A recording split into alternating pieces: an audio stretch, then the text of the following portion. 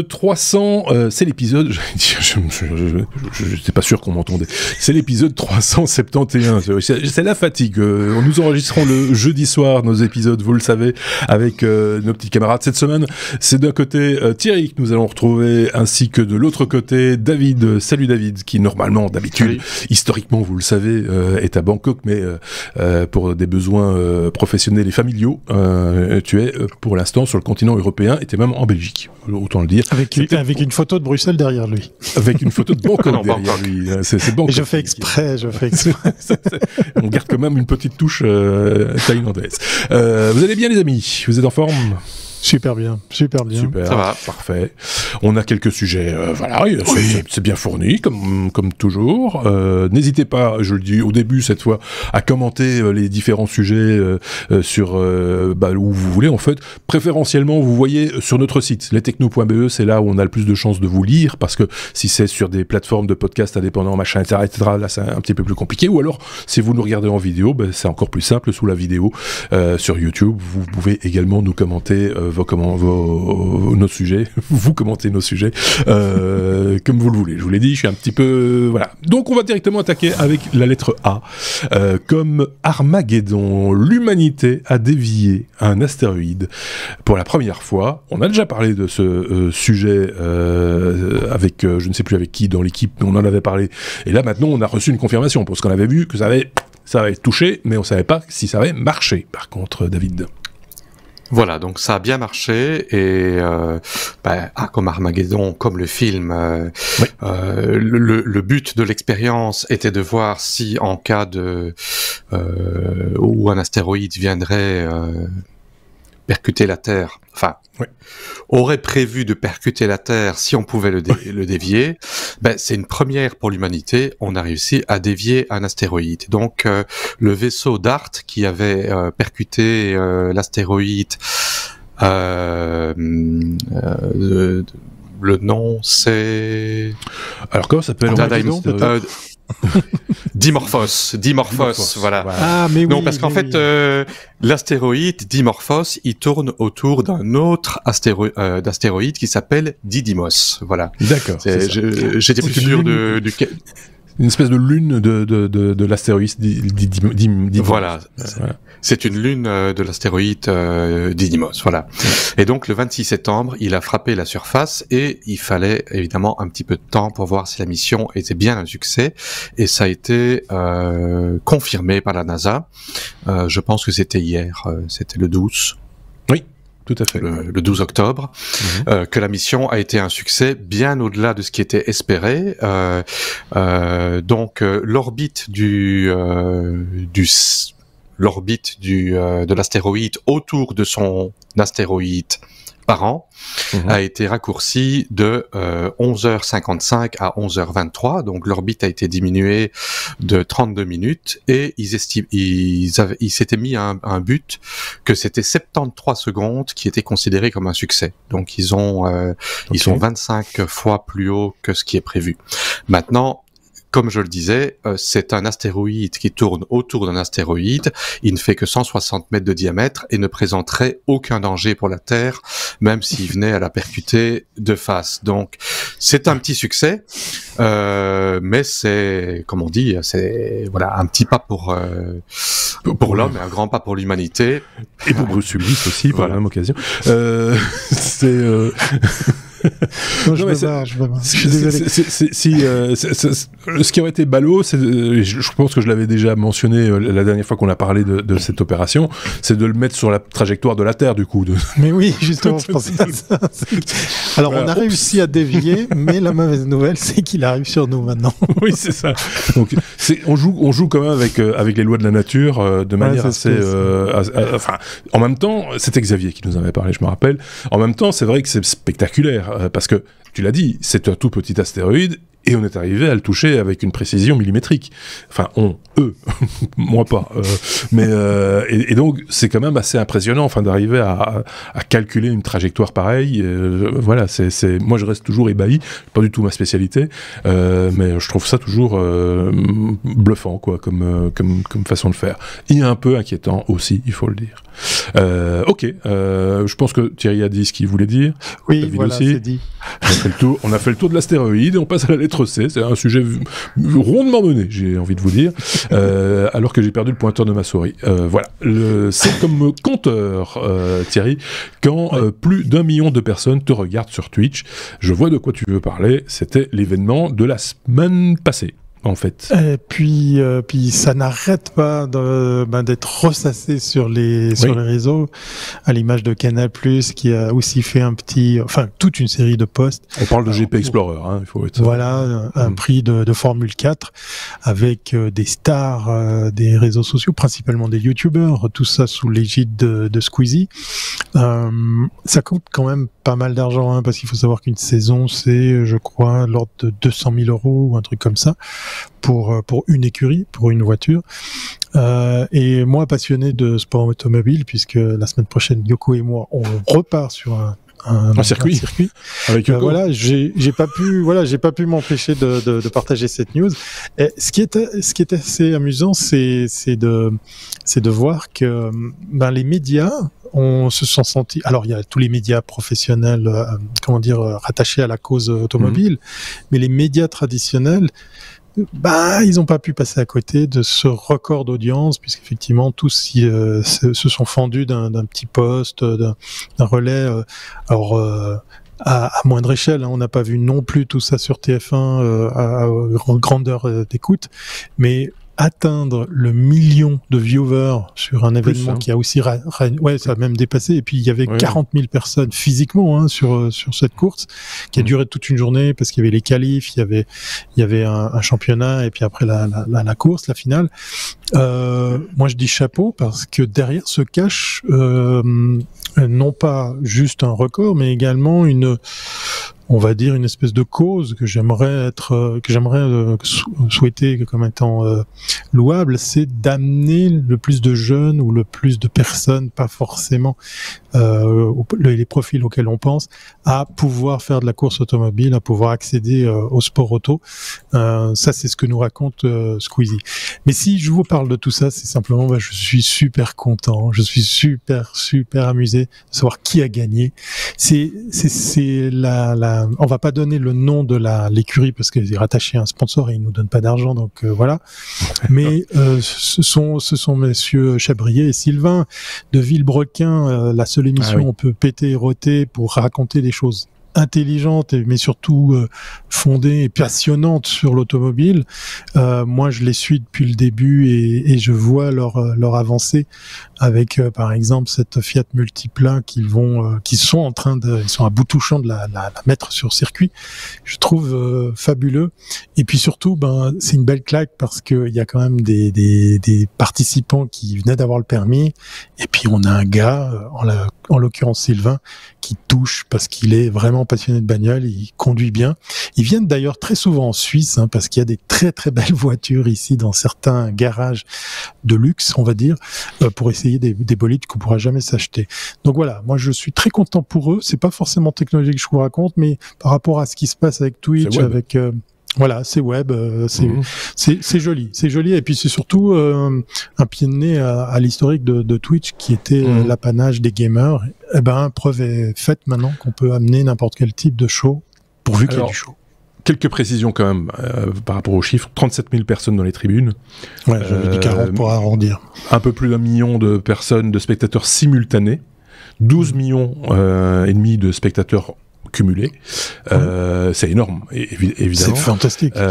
Pour en plus un postulat, enfin là c'est parce que évidemment il y avait des influenceurs, enfin en tout cas des gens qui sont médiatiquement connus, enfin quand je dis médiatiquement, pas dans les médias traditionnels justement, mais plutôt sur un public habitué en tout cas aux Twitchers, YouTubers et autres, parce que je suis pas convaincu que si tu vas avec un projet comme celui-là, justement dans une chaîne de télévision type TF1, France 2 ou autre, avec le postulat c'est c'est quoi? C'est de la Formule 4. Formule 4, même pour les passionnés de voitures, c'est quand même le fond du truc. Hein. Ça ramène pas des foules, quoi. C'est pas...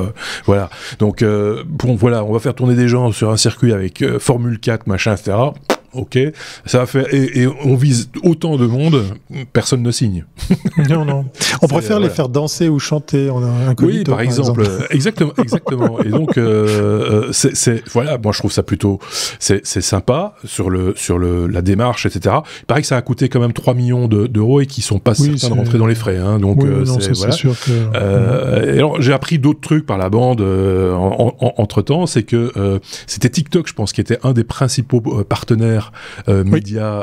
On les voyait bien sur les. On les voyait bien, ce qui fait qu'ils n'ont pas eu le droit, enfin ils n'ont pas eu manifestement, en tout cas personne ne l'a constaté, sur Twitch la position supérieure de la homepage de Twitch avec l'animation en fond qui fait qu'on met en avant ceux qui font beaucoup de vues, etc. Donc a priori Amazon n'était pas trop dans le coup, même si finalement ils en tirent quelque chose aussi. Voilà, et alors aussi ça va parler surtout aux gens qui fréquentent un peu Twitch sans doute. Ils ont fait aussi 25 000 subs, donc des abonnements payants entre guillemets, ce qui a rapporté grosso modo 67 000 euros, si je ne dis pas de bêtises, mais peut-être que là je me trompe sur les chiffres. Oui, c'est une belle opération dans plein d'aspects, clairement. Par contre, ce qui est un petit peu dommage entre guillemets, c'est le choix du sport, en l'occurrence, qui rentre plus vraiment dans les... Enfin, faire l'apologie de la voiture à essence qui pue et qui pollue, même si c'est pas cette course-là qui va faire basculer la planète, on est bien d'accord, hein, mais ça reste quand même un tout petit peu problématique, surtout pour ceux qui ont participé à cette course et qui, 3 semaines auparavant, étaient sur The Live, qui était l'événement consacré, enfin en tout cas caritatif, consacré justement à des opérations écologiques. On n'est plus à une contradiction prête. Non, mais voilà, donc c'est aussi une question d'ego dans le chef de certains. Donc voilà. Je sais pas si David a suivi un peu cette actualité-là. Est-ce que tu as un peu regardé ça ou pas du tout? Non, je n'ai pas suivi. Non. Ok. Mais ce qui m'interpelle dessus, c'est le million de personnes en simultané. Et je me souviens d'avoir été à un meeting il y a 15 ans, c'était en 2008, je pense.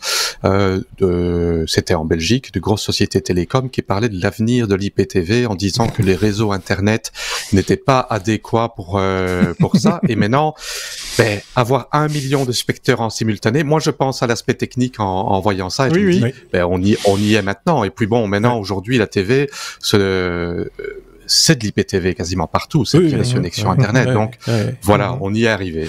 Bon, ça, aussi les codecs ont évolué, la technologie évoluant, bon voilà, bon 1 million simultané, 1 million de téléspectateurs si c'était sur un média classique, par rapport à la Belgique ce serait beaucoup, par rapport à la France, bon un gros prime qui rapporte beaucoup, c'est à peu près 6 ou 7 millions de téléspectateurs si je dis pas de bêtises.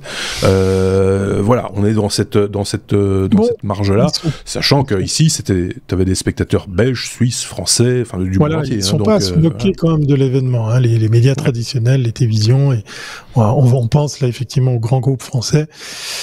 C'est quand même embêtant pour eux, hein. C'est quand même un événement. Je sais pas si c'est embêtant, mais c'est un truc que tu peux pas l'ignorer. Tu peux pas l'ignorer. Et puis c'est du Twitch qui sort du contexte purement numérique habituel, comme on le fait nous ici. C'est du réel avec des moyens de télévision. Hein. Quand tu regardes le truc filmé, on fait pas moins bien en télévision, quoi. Tout à fait. Ok, bon on a finalement c'est un petit sujet. Hein, et celui-là, il a pris du temps. Tu vois, c'est comme ça. On sait jamais à l'avance ce qui va prendre du temps et ce qui va pas en prendre. Par exemple, celui-ci. M comme Meta. Meta, la société de Mark Zuckerberg, vous le savez, Zuckerberg qui annonce le Meta Quest Pro, un casque de réalité virtuelle. David, tu vas nous en dire plus. Voilà, j'en avais parlé, je pense, il y a quelques podcasts, c'était les fuites du Meta Quest Pro, mais en fait, voilà, il a été annoncé par Zuckerberg, et donc c'est le grand frère du Meta Quest 2, qui coûte $1,499 au lieu de $399, donc c'est le grand frère qui est beaucoup plus cher. Comme j'en avais parlé la fois dernière, ça se confirme, il y a le tracking des yeux, il y a la réalité mixée en haute définition couleur. Il est nettement plus petit que le Quest 2, mais pas moins lourd. Donc le Quest 2 faisait 503 grammes et ici il fait 722 grammes malgré qu'il est beaucoup plus compact. Par contre, il est bien équilibré et apparemment ce n'est pas plus lourd que le Quest 2 avec un il y a des, je sais pas comment on dit en français, straps, ce sont les lanières autour de la tête, les sangles autour de la tête, avec une batterie rechargeable, donc ça ne change, ce n'est pas un problème, il est beaucoup plus confortable.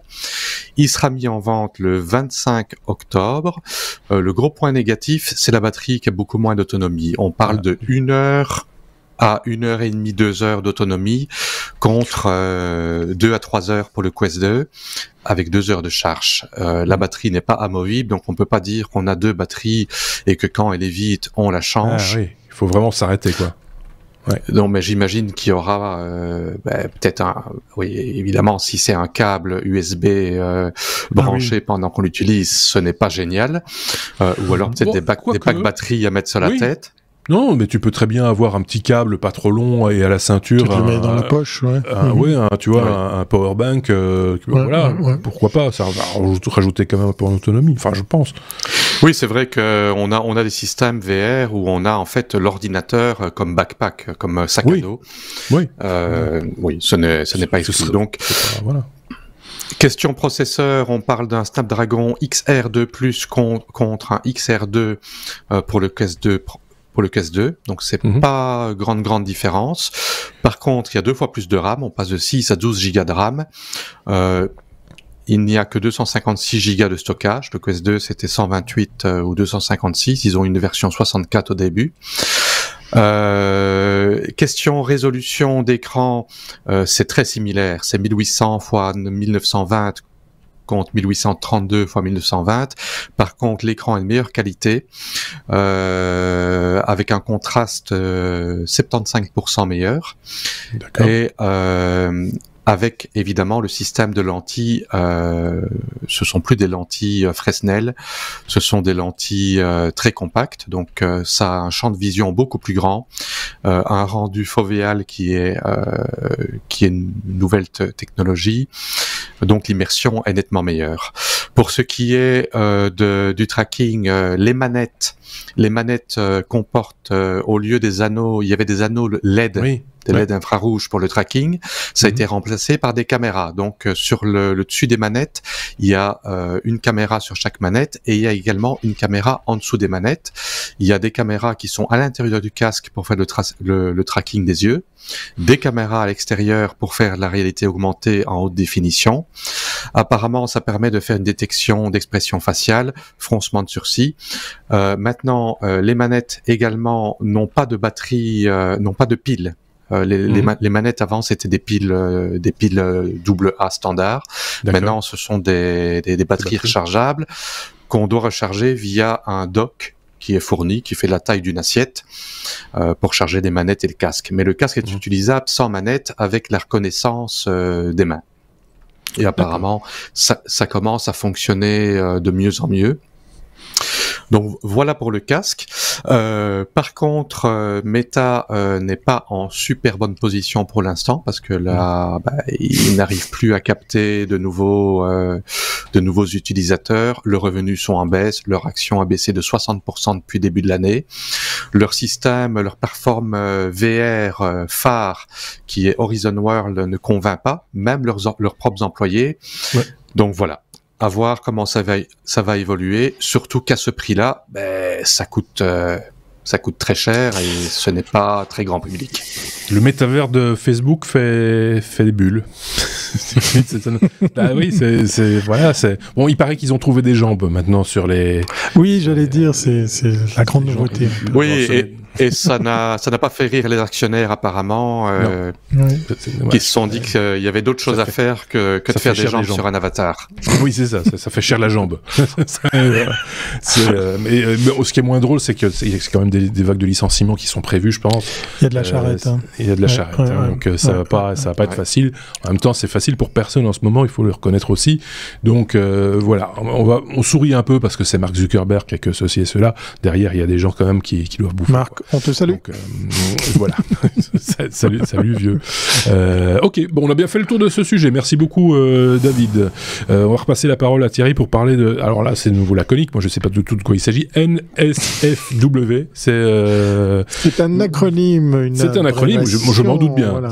Oui. On parle d'intelligence artificielle, en tout cas. Ça, exactement. IA pour intelligence artificielle qu'on devrait remplacer par bêtise naturelle, hein, puisque effectivement, ce terme, moi, j'y arriverai jamais. Hein, bref, c'est autre chose. Le NSFW, eh bien, c'est le Not Safe for Work, les genres de trucs qu'il faut pas regarder quand tu es au bureau parce que ça peut mal finir pour toi. Ça te distrait déjà. Oui, voilà. Mais si tu as ton collègue ou ton chef qui te regarde par-dessus l'épaule, à mon avis, il va falloir songer à changer de métier. Ouais. Qu'est-ce qu'il verrait ?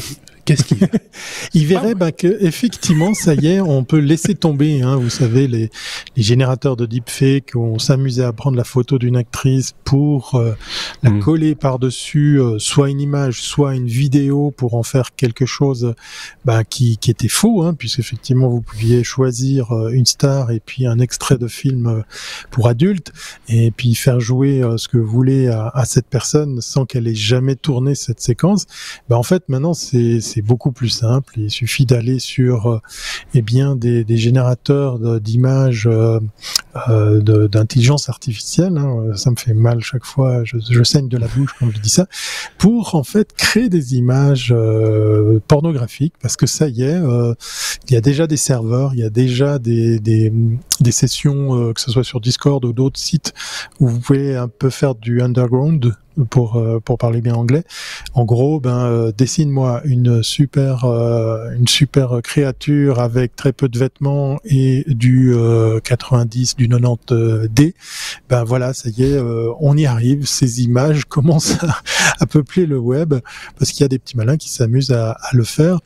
Et le moins qu'on puisse dire, c'est que c'est assez bluffant. Alors, le lien que vous allez trouver, il y aura rien de dangereux pour les regarder au bureau. Oh, vous savez, moi, ça m'étonnerait pas que YouTube me fasse une petite remarque sur la vidéo de ce podcast. On va juste vous partager le lien. Ouais. Et dans le cas précis, effectivement, il y a des images bluffantes de réalisme. Alors, pour cette émission, pour cet épisode, j'ai payé de ma personne. Je suis allé sur un canal Discord voir comment ça marchait.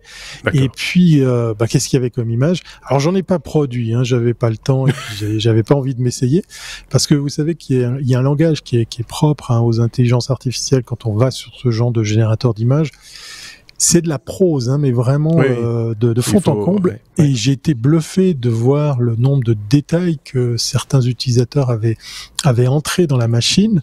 Et ça va bien loin de la fameuse petite phrase « Dessine-moi une super créature ». Oui, on est dans le descriptif, on est dans le verbeux, quoi. Vraiment. Oui, mais ça va avec des données aléatoires. Il y a quelques incidences au niveau des textures. Enfin, c'est presque des mathématiques, c'est presque de la programmation. Hein. Ouais.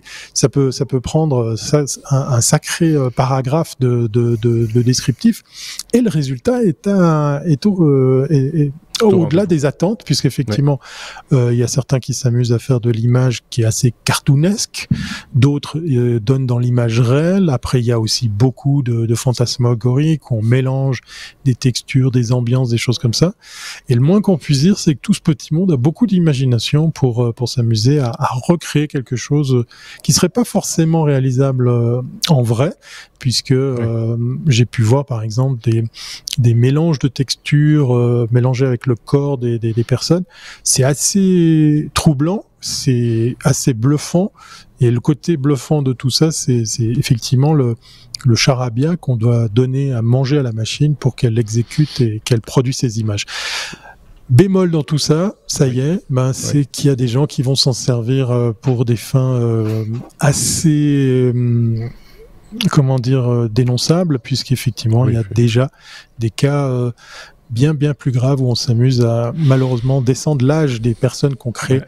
J'ai pas besoin de vous faire un dessin, je vais pas prononcer le mot ici, mais voilà, ça a très vite dérapé.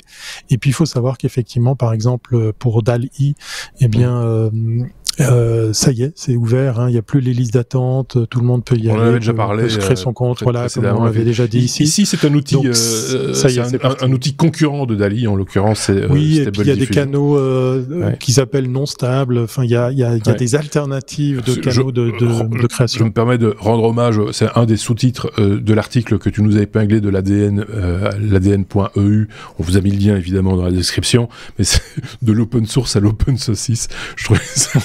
C'est pas mal, oui, c'est vrai. C'est assez rigolo. Donc, c'est voilà. Ouais, l'article n'est pas très long, mais en même temps, il y a quelques liens qui vous documenteront sur le sujet un peu plus en profondeur. Vous pouvez vous balader pour aller voir ce qui a été créé. Et le Discord en question, puisque ça se passe via un Discord Unstable Diffusion. Voilà. David, c'est Stable Diffusion. Oui, c'est ça. Unstable, c'est Stable. Non, alors justement, il y en a deux. Il y en a deux. Moi, je suis allé sur les Unstable Diffusion, où là, effectivement, il y a qui est un clin d'œil à Stable Diffusion. Voilà, en fait. Il y a des trucs un peu différents. C'est pour ça qu'il faut lire l'article. N'hésitez pas. Et si vous en parlez, si vous commentez l'article, n'hésitez pas à dire que vous avez entendu parler de ce machin-là chez les technos. Nous, ça nous arrange. Oui, c'est comme ça. Il faut faire un peu d'auto-promo de temps en temps. Merci aux gens qui le font, qui y pensent. Il faut quand même le signaler. Au passage, OpenAI, encore de l'intelligence artificielle. On parle de Whisper. C'est quoi, de quoi s'agit-il, David ? On reste dans le même sujet, en fait. Oui, c'est ça. Voilà. Oui. OpenAI, donc qui a le système d'intelligence artificielle qui permet de faire du texte, qui permet de faire. J'avais parlé il y a quelques podcasts de AI Dungeon qui était basé sur un modèle GPT-3. OpenAI, ils ont leur modèle Ada et DaVinci qui sont très similaires mais à un niveau au-dessus. Ils ont le système DALL-E, comme on vient de parler. Enfin, on en a parlé juste avant, DALL-E 2 qui vient d'être sorti dans le grand public, qui est quelque chose de bluffant. Et ils ont sorti également Whisper qui est un modèle de reconnaissance vocale multilingue et qui permet de faire non seulement de la transcription mais de la traduction. C'est un modèle d'intelligence artificielle qui est basé sur 1,6 milliard de paramètres, qui permet donc la transcription et la traduction en 97 langues. Il y a 55% moins d'erreurs que le meilleur système existant aujourd'hui. C'est basé sur 680 000 heures de données audio et c'est meilleur que du temps réel. Meilleur que du temps réel, entre guillemets, parce que c'est traité par bloc de 30 secondes, mais ça met moins que 30 secondes pour être traité. Donc, ce qui veut dire que, par exemple, on regarderait un film dans une certaine langue, on pourrait avoir la reconnaissance vocale qui est faite de la langue en lisant 30 secondes à l'avance. Donc pour la personne qui regarde la vidéo, ça serait en temps réel, et traduite dans une autre langue sans qu'il y ait de traducteur qui ait dû faire quoi que ce soit. Alors ce qui est assez bluffant, moi j'ai vu une vidéo sur YouTube de quelqu'un qui a testé le système. Donc il a enregistré sa voix en enregistrant une phrase, donc ça a reconnu la phrase. Il a enregistré de ses haut-parleurs, donc il y avait du bruit de fond, son air conditionné, tout ça.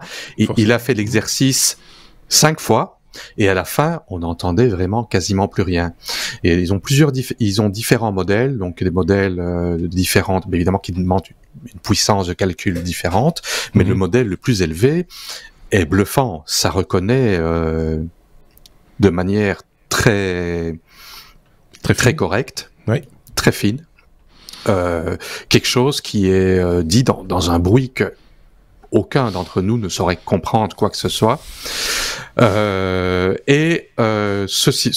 ce modèle Whisper est donc open source et le modèle est distribué par OpenAI et il peut tourner sur des PC de maison. Donc quelqu'un qui a une carte graphique un tant soit peu correcte. Parce que ça utilise le coprocesseur graphique, c'est ça, enfin le processeur graphique. Ça utilise le GPU, mais une GeForce 3080, 3090 ou même 3070 est suffisante pour faire tourner ce modèle-là. Donc ce n'est pas quelque chose qui est utilisable uniquement sur un service en ligne payant ou pas, ou alors sur une location style Amazon AWS ou un service en ligne où tu payes des super ordinateurs pour faire ton traitement. Donc c'est quelque chose qui peut tourner sur un PC, on va dire entre guillemets personnel, haut de gamme. Donc voilà, je trouve que c'est quelque chose de très intéressant et de positif, parce que ça va permettre de pouvoir que du contenu dans des langues soit accessible à tout le monde, dans sa propre langue, ou de pouvoir aider la communication entre personnes. Donc ça, moi, je trouve que c'est un côté très positif de ce système d'intelligence artificielle. Si on s'en sert effectivement à ces fins-là et pas à des fins obscures, comme c'est souvent le cas, il y a toujours quelqu'un qui va trouver moyen de détourner l'objet pour en faire. Oui, mais ce n'est pas l'outil qui est criminel, c'est l'utilisation qui est faite. Oui, bien sûr. Le couteau de cuisine, il est utilisé pour tuer quelqu'un, ce n'est pas de la faute au couteau, c'est de la faute de la personne. On est tout à fait. Ah oui, c'est tout à fait. L'image est parfaite. Oui, bien sûr. Effectivement, couteau suisse. En même temps. Ok, bon, je sais pas si Thierry avait un truc à rajouter sur cette question-là. Je disais peut-être que tout ça a déjà été utilisé par nos services secrets respectifs, puis que maintenant ils le mettent dans l'open source. Oui, c'est ça. Bon, oui, enfin ça je ne suis pas sûr. Enfin ça, c'est tout un débat. L'open source, pas l'open source, quelle recherche, machin. On peut faire joujou avec Whisper, ou c'est pas encore si facile à installer ou à utiliser en ligne? On peut l'utiliser en API sur OpenAI. Il y a moyen de l'utiliser, tout comme on peut utiliser DALL-E. DALL-E, on a droit à 50 crédits gratuits le premier mois. Et l'autre système, on a aussi droit à $18, je pense, gratuits au début. Et avec $18, on peut déjà beaucoup jouer avec. Oui, c'est essentiellement pour tester des solutions et des choses comme ça. Après, c'est pour avoir un usage commercial ou en entreprise, etc. J'imagine que là, il y a des offres, il y a des forfaits, il y a des machins, etc. C'est ce qui est assez logique. Ok, bon voilà, c'est un sujet encore intéressant. N'hésitez pas à commenter ces sujets, comme je le dis chaque fois, et également à rajouter éventuellement vos liens vers des articles que vous avez lus, qui vous ont passionné en commentaire. C'est vrai que de temps en temps, ça bloque quand il y a un lien dans un commentaire. Vous le savez, je me fais fort quand je le vois de valider votre commentaire, évidemment, après avoir vérifié le lien. N'essayez pas de m'entourlouper. On passe à la lettre I. On n'apprend pas un vieux singe à faire des grimaces, monsieur. I comme identité, Thierry. Quand c'est ta trombine, enfin en tout cas quand c'est tes papiers d'identité qui servent à payer, mais pas seulement, pas nécessairement payer, mais on se sert dans le contexte commercial, on se sert un peu de ton identité en fait. Ça c'est un truc qui te titille. Oui, voilà, parce que j'ai deux raisons à partager cette news avec vous pour les amis belges qui nous écoutent, qui nous regardent. Peut-être que vous l'avez déjà vu passer, mais vu de Suisse, je me suis dit il faut que j'en parle. Et puis on a utilisé un titre. Je crois que ça porte un nom, mais je vais pas le prononcer. Un clic, voilà. On ose le dire, ok. Parce qu'en fait, c'est pas tout à fait ça. On va pas payer avec, mais lors du paiement, on va pouvoir déclencher quelque chose. Alors, la première raison qui me pousse à partager cette info, c'est qu'en fait, c'est un des chroniqueurs qui est à l'origine de cette solution, en la personne de Sébastien. Et puis la deuxième raison, c'est vu de Suisse, j'ai trouvé cette news un peu particulière. Alors, pour faire très court, en gros, on part du postulat qu'en Belgique, tout le monde a sa carte d'identité sur soi. Oui. C'est normalement le cas dans pas mal de pays. Je suis une exception parce que moi j'ai pas de carte d'identité. Je vais pas le crier sur les toits, mais bon voilà, c'est sur internet maintenant. Mais j'ai quand même des pièces d'identité en la personne d'un passeport ou le permis de conduire. Mais en Belgique, en plus, on a une puce dans notre carte d'identité, monsieur. En plus, ouais. Alors voilà, si en plus il y a tout ça. Ouais. Donc du coup, au moment de faire vos achats, vous allez peut-être dans certains magasins sortir votre carte de fidélité, un truc à point. Encore ce matin, j'étais dans un magasin, j'ai sorti ma carte de fidélité que j'avais dans mon smartphone sous la forme d'un code barre. Et puis, en gros, quand on est à la caisse, quand on est au moment de payer, c'est fini, à part peut-être les petits chewing-gums qu'il y a juste à côté, qu'on va peut-être peut-être de façon un peu compulsive vite se les acheter, l'acte d'achat, il est terminé. On va pas pouvoir vous proposer plus de choses. On va pas pouvoir, comme les têtes de gondole, les petites vidéos qui tournent, les produits avec les monstres panneaux promo. On est à la fin d'un cycle. Eh bien, en fait, la société Fidelity, qui est Fidelity, voilà, pour prononcer correctement, qui est aux mains de Sébastien, eh bien, est venue combler cette dernière étape pour vous proposer, par exemple, on le voit à l'image pour ceux qui regarderont la vidéo, viendront au moment de l'achat vous proposer, eh bien, un coupon, une réduction, un avantage avec un ou des partenaires, puisqu'effectivement, le coût de la carte d'identité, eh bien, c'est de faire le lien justement avec votre data, avec votre identité, même si après elle est anonymisée, mais c'est là l'acte d'achat et la carte de fidélité qui vont vous permettre de faire le lien avec, par exemple, on l'a vu dans certaines vidéos, j'achète une bouteille d'eau, tiens, je vous propose une séance de fitness ou un abonnement à moindre coût, parce que justement ça a un lien, parce qu'on connaît vos habitudes de consommation, parce qu'on est un petit peu à même de pouvoir vous profiler.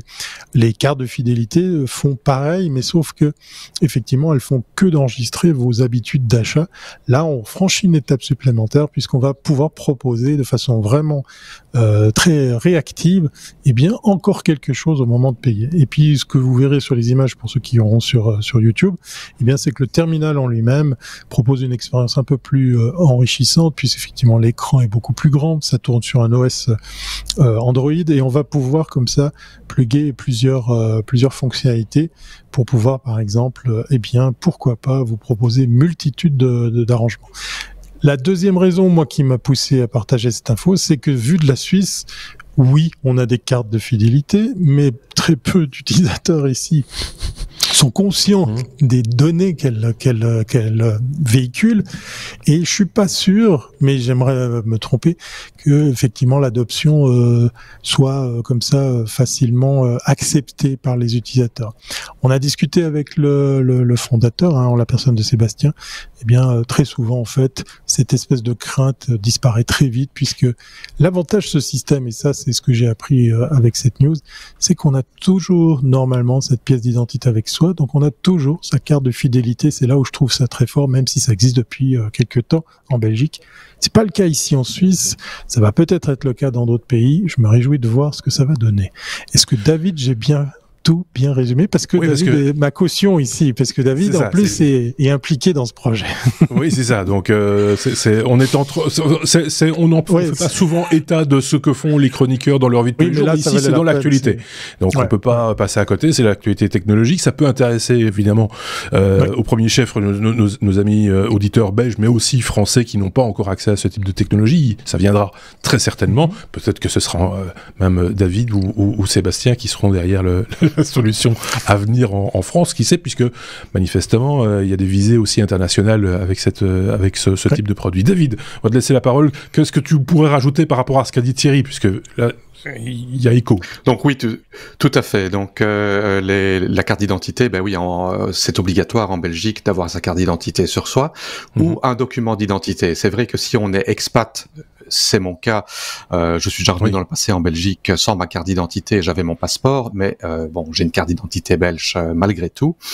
Les cartes de fidélité, oui, quand on se retrouve à avoir des cartes de fidélité de différents magasins, on les oublie, on les perd, ça remplit le portefeuille, et de toute façon, pour ces cartes de fidélité, on doit de toute façon donner un document d'identité. Ils ont de toute façon les informations, donc il n'y a rien de plus. Ce n'est pas, on ne force personne, donc on a envie de donner notre carte d'identité, on la donne. On n'a pas envie de la donner, on la donne pas.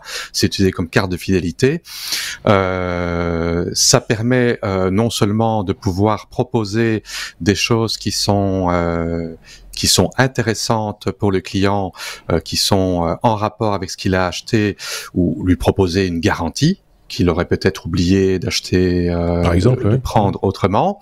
Mais ça permet aussi de regrouper, par exemple, les garanties électroniques via la carte d'identité, ce qui veut dire qu'on n'a pas à garder les tickets de caisse, parce que oui, on a une TV qui tombe en panne. Dans le passé, il faut retrouver où est-ce qu'elle est la caisse, où est-ce qu'il est le ticket de caisse. Mais là, voilà, les garanties sous forme électronique. Donc, ça comporte beaucoup d'avantages. Pour ce qui est des données personnelles, oui, ça ne change rien par rapport à avant, parce que dans le passé, c'était peut-être pas la carte d'identité. Il fallait de toute façon signer un formulaire, donner une pièce d'identité. Voilà, donc moi je trouve ça, oui, je suis impliqué, donc je dis que je trouve ça bien, mais moi je vois le côté d'Asie, parce que en Asie il n'y a pas de système comme ça pour l'instant, et dans chaque les épiceries, les 7-Eleven, les centres commerciaux, ils ont chacun leur carte de fidélité. Pour cette carte de fidélité, il faut donner une pièce d'identité, et on se retrouve à avoir 10 cartes dans le portefeuille, mais comme ça prend de la place, on les prend pas avec, et finalement on n'a jamais les points, on n'a jamais les promotions. Pourquoi ? Parce qu'on n'a pas notre carte de fidélité avec. Par contre, tout le monde a sa carte d'identité, donc tout le monde est gagnant. Pour ceux qui ont tout le temps leur smartphone avec eux, ce qui est la plupart des cas, il y a une petite application qui s'appelle YouWallet où vous pouvez injecter vos cartes de fidélité. Voilà, il y a même une alternative électronique pour tout le temps les avoir. C'est ce que j'ai fait ce matin. J'avais pas ma carte de membre, mais je l'avais dans le wallet. Voilà. Il y a l'application aussi ici, donc le système ici, il y a l'application qui s'appelle MyFidelity, et on peut également, plutôt que de scanner sa carte d'identité, une fois qu'on a l'application et qu'on s'est enregistré, on peut simplement la passer devant le terminal, et avec le NFC, ça reconnaît directement. Donc, si on a cette application-là installée sur son smartphone, on n'a même pas besoin de sortir sa carte d'identité, on n'a qu'à scanner, passer son téléphone, son smartphone, et l'application permet d'avoir également des promotions, des coupons, les points de fidélité, des cadeaux, des bonus. Donc voilà. Écoutez, moi je pense qu'on a bien fait le tour de la question, et tout ça, ça vient d'une petite société à Nivelles, tout près de Bruxelles, et ça va conquérir le monde. En tout cas, on l'espère. Oui, parce qu'on cherche aussi des financements pour le podcast, alors du coup... Tout à fait.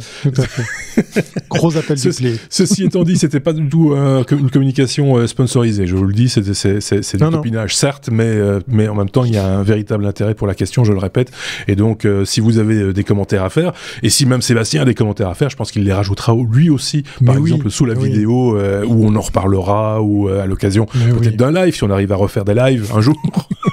On aura sans doute l'occasion de reparler, parce que quand on lance, que ce soit David ou Sébastien, et je connais encore 2-3 autres protagonistes de la maison qui peuvent en parler, vous les mettez en route, c'est bon, ils s'arrêtent plus, et c'est passionnant, parce qu'on sent qu'ils ont vraiment étudié le sujet en profondeur, ils ont réponse à tout, et c'est ça que moi j'aime beaucoup, et c'est ça qui est rigolo aussi. Allez, on passe à la suite avec la lettre I comme Intel. David, téléphone service, téléphone musique, message personnel, dédicace, j'ai entendu une téléphone sonner.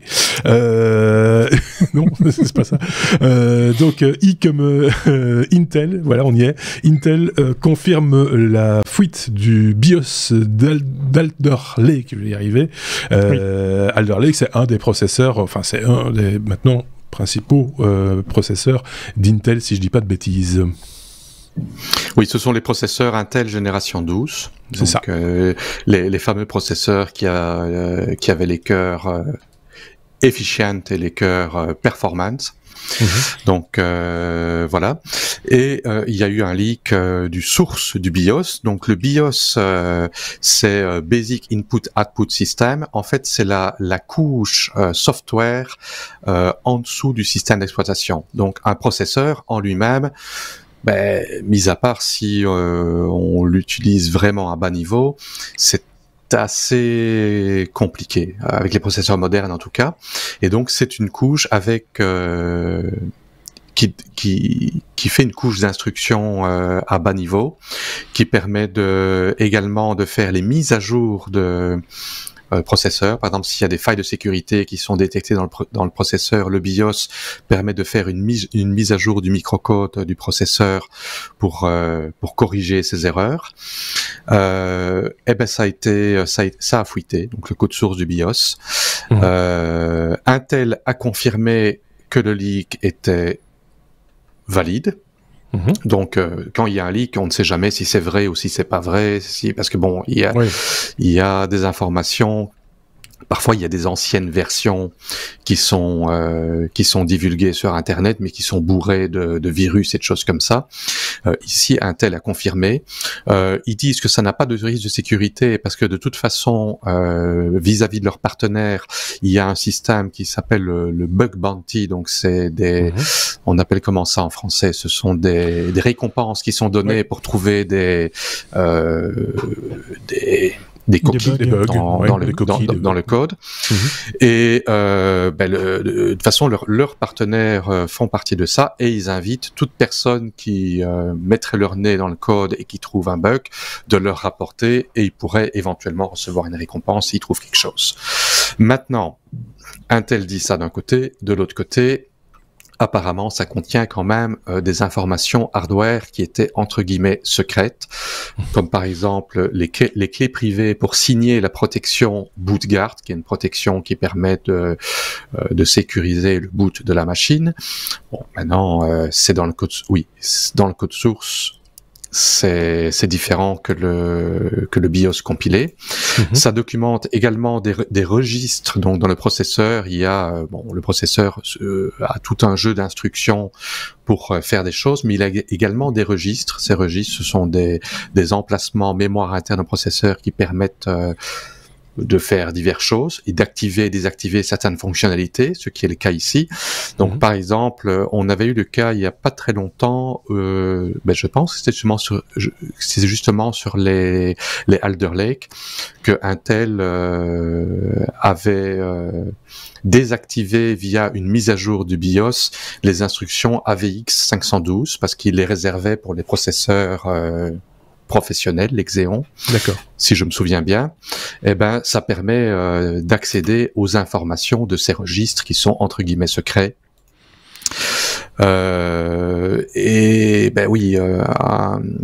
Une fuite de code source, c'est toujours quelque chose qui a une grande valeur pour les cybercriminels, et c'est également quelque chose qui a une propriété intellectuelle d'Intel. Mais d'un autre côté, bon, c'est vrai que s'il y a un programme pour trouver les bugs d'un côté, voilà, il faut voir si on cherche pour et le contre. En même temps, c'est difficile d'aller chercher le bug sans le mettre, dans certains cas, en évidence aux personnes malveillantes, ou en tout cas qui auraient des idées malveillantes derrière la tête. Donc, en même temps, s'il y a un programme de recherche de bugs, c'est aussi quelque part pour se prémunir de. Enfin voilà, c'est le serpent qui se mord la queue, quoi. Donc ils sont quelque part maintenant obligés. On ne sait pas si c'est si ça a été un hack, comme il y a eu des hacks chez Nvidia et les autres. Apparemment, ça vient de Inside Software, Inside avec un Y, qui est une société qui fait des BIOS et des firmware, entre autres pour Lenovo.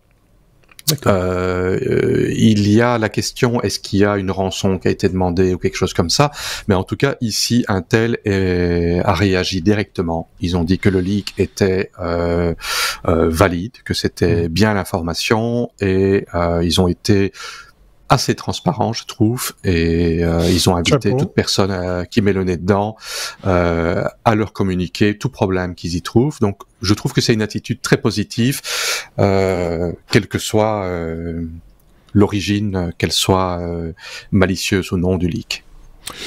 Voilà. Bah écoute, je pense que tu as tout bien dit, sauf si Thierry avait un truc à rajouter, mais je pense moi, ce qui m'épate, c'est la faculté que les gens ont de trouver justement ces failles.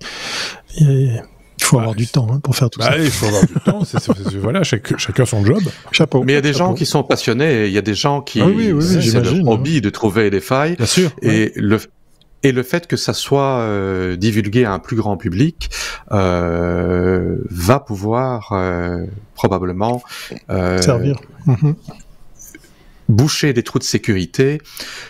Mais parfois, les sociétés sont au courant de problèmes de sécurité, mais ils se disent, bon, ça demande autant d'heures de travail de le faire, c'est quelque chose qui va probablement être pas découvert.